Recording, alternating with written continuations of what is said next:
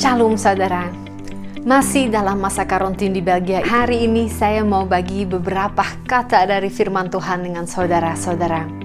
Di Belgia, masa ini terkenal dengan masa QT, Quarantine Time. Masa kita ada dalam karantin.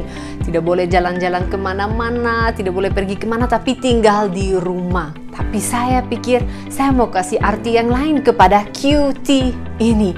Bukan quarantine time, tapi quality time. Waktu atau masa yang berkualitas. Kita sekarang semua berada di rumah, tidak bisa pergi kemana-mana. Kita bisa ambil waktu yang berkualitas bersama suami atau istri kita, anak-anak kita yang ada bersama di rumah dengan kita. Tapi di atas semua itu kita juga bisa ambil quality time, QT, masa yang berkualitas bersama dengan Allah. Dan hari ini saya mau bagikan satu ayat aja dengan teman-teman, dengan saudara-saudara.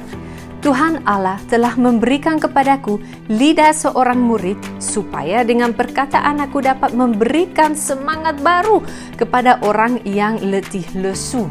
Saya senang sekali dan saya bersyukur bahwa dalam masa QT ini saya diberikan kesempatan untuk berbicara dengan lidah seorang murid, untuk menyampaikan kata-kata firman Tuhan, untuk beri semangat yang baru kepada saudara-saudara di seluruh dunia yang bisa nonton video ini.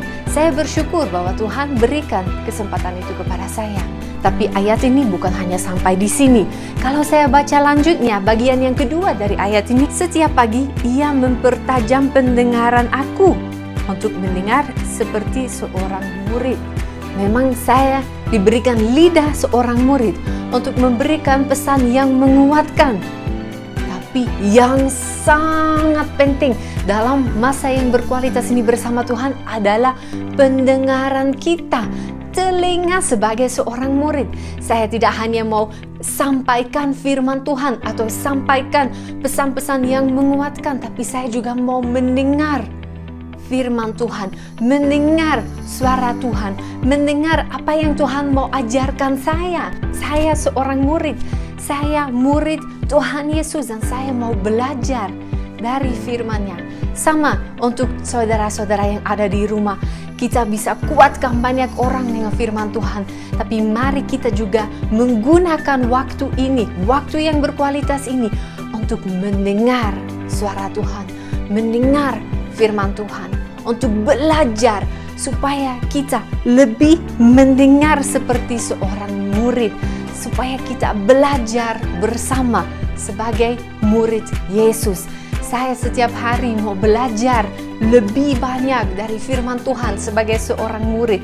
Dan saya mau mendorong teman-teman juga untuk ambil QT ini, ambil quality time ini untuk mendengar suara Tuhan. Supaya setelah mendengar, setelah belajar, kita juga bisa punya lidah sebagai seorang murid dan kita bisa kuatkan orang-orang sekitar kita.